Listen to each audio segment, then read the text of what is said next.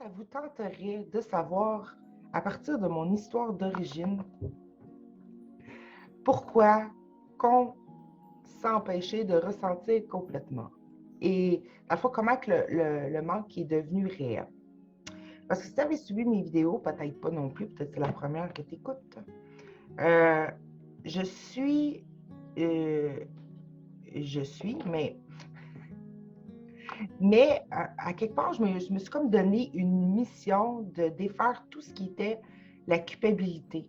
Oh, mais partout, partout, il ne faut plus qu'il reste aucune trace.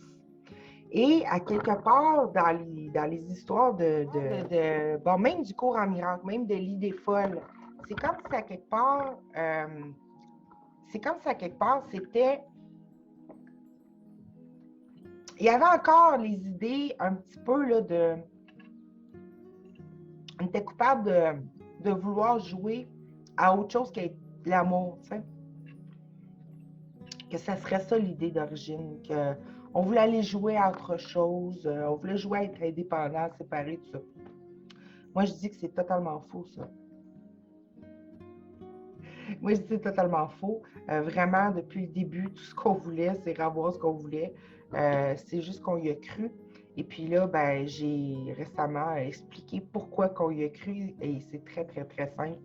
C'est le mécanisme de ressentir qui a été coupé. Bon, ça revient à l'histoire d'origine. Il y a le grand tout qui voulait s'extensionner. Il a créé son fils. Comment qu'il peut faire s'il n'est pas capable de sortir de lui-même? Et tout ce qu'il peut faire, vu qu'il est le grand tout, c'est se plier en deux. Nous, on a pris le centre du pliage de l'infini comme une croix ou comme une idée de séparation au lieu de multiplication ou d'addition. D'augmentation, on a pris ça comme crucifixion. Crucifixion. Autrement dit, on peut croire seulement si c'est pas vrai, si c'est de la fiction. Donc, et puis là, ben, qu'est-ce qui s'est passé? C'est que c'était quoi l'idée? C'est une idée du genre, et si ça s'arrêtait? Parce que si on regarde le monde maintenant, tout ce qu'on voit, c'est toujours la peur de on est heureux, il se passe de quoi? On s'en retient de ne pas aimer complètement parce qu'on sait d'avance ça va arrêter. Bon. Et tout s'arrête tout le temps. Et tout finit par manquer. Et là, après ça, on se substitue par d'autres choses, puis on se donne l'illusion de ne pas manquer, mais en réalité, on manque tout le temps. Et bon, fait que là, il y a cette histoire-là. Fait que quand l'idée est venue tout à fait innocente, parce qu'elle était possible en se voyant, c'est comme l'infini, c'est nos yeux aussi. Donc, ce qui s'est passé, c'est que l'idée de manque, qui est impossible, c'est-à-dire impossible de manquer de Dieu, est venue avec, on nage dans le bonheur parfait, mettons, on va dire ça comme ça, l'esprit nage dans le bonheur parfait et dans la paix. Comment c'est possible qu'une idée folle arrive là-dedans? Elle était possible parce qu'on se voyait. Dieu a voulu se contempler en lui-même. Il pouvait juste se replier sur lui-même pour faire ça. Et le Fils, c'est le désir de ne pas être tout seul de Dieu, OK? D'être, de s'augmenter. Et c'est ça qui est aussi la base de toutes les fleurs de vie, de la fleur de vie, du nombre d'or, de tout, ce qui maintenant fabrique les différents, la diversité infinie des formes, mais c'est aussi bon, la première division cellulaire, les trucs, tout ça. Et aussi notre cerveau qui est divisé en deux. Bon, c'est un peu, ça représente la dualité, mais en réalité, c'est une augmentation, c'est pas une crucifixion. Et là, j'explique souvent ça dans mes vidéos et je viens aussi à dire que quand on a eu cette idée-là, on est tout est idée hein, dans notre esprit, quand on a vu l'idée, et si je manquais, ou tu pourrais dire, et si ça s'arrêtait, je suis tellement bien, et si ça s'arrêtait, c'est comme cette idée-là, elle a fait un choc dans notre esprit.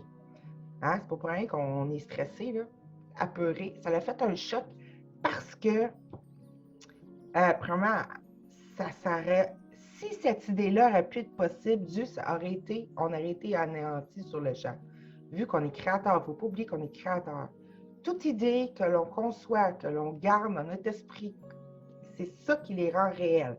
Mais ce n'est pas juste des garder les idées, c'est des ressentir, des vivre. OK? Donc, toute idée qu'on conçoit comme vraie et qu'on lui donne une valeur, c'est l'aimer. Hein? Aimer une idée. Donc, on se le donne à vivre. Ça ne quitte pas sa source, puis on se le donne à vivre. Donc, c'est ça qui s'est passé. Mais là, le problème, l'ego, c'est pas j'ai pas fait, soyez indulgent.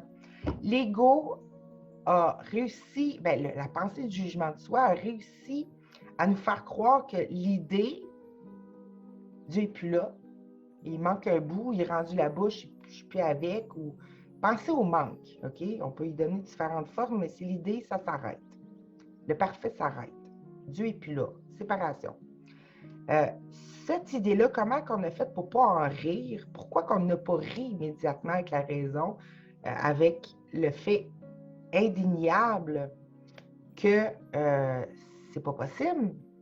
C'est simple. C'est que quand l'idée est venue,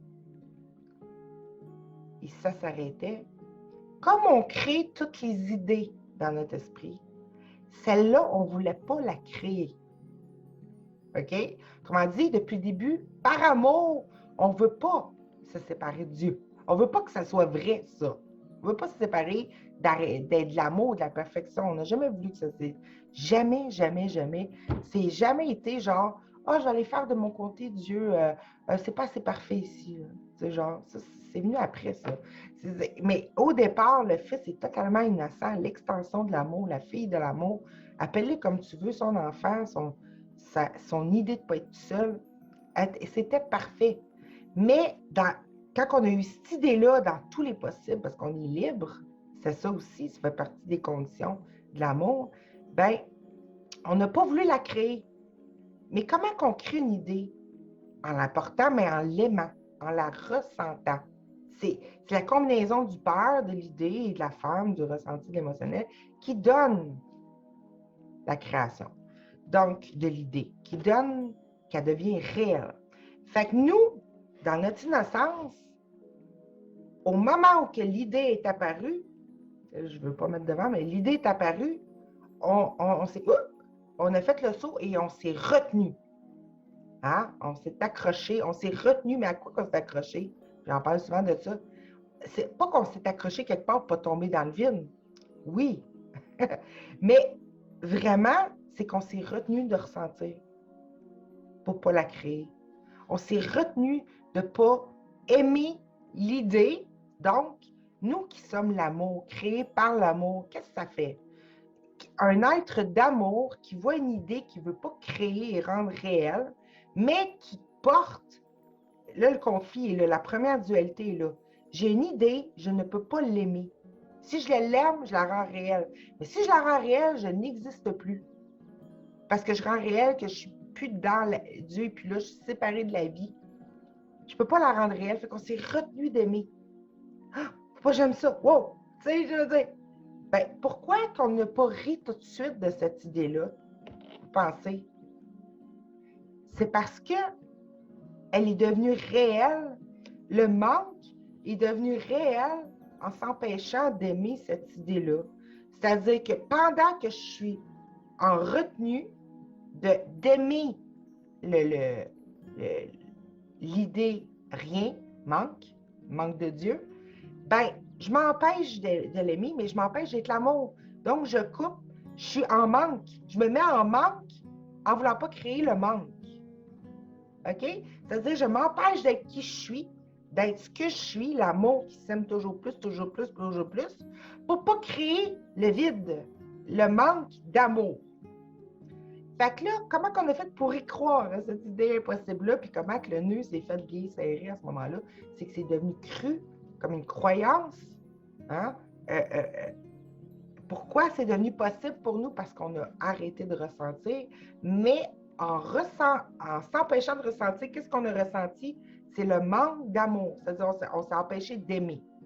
Mais le truc, c'est correct qu'on s'empêche d'aimer qu'est-ce qu'on ne veut pas, mais le problème, c'est que ça l'a rendu réel par ce manque-là ressenti.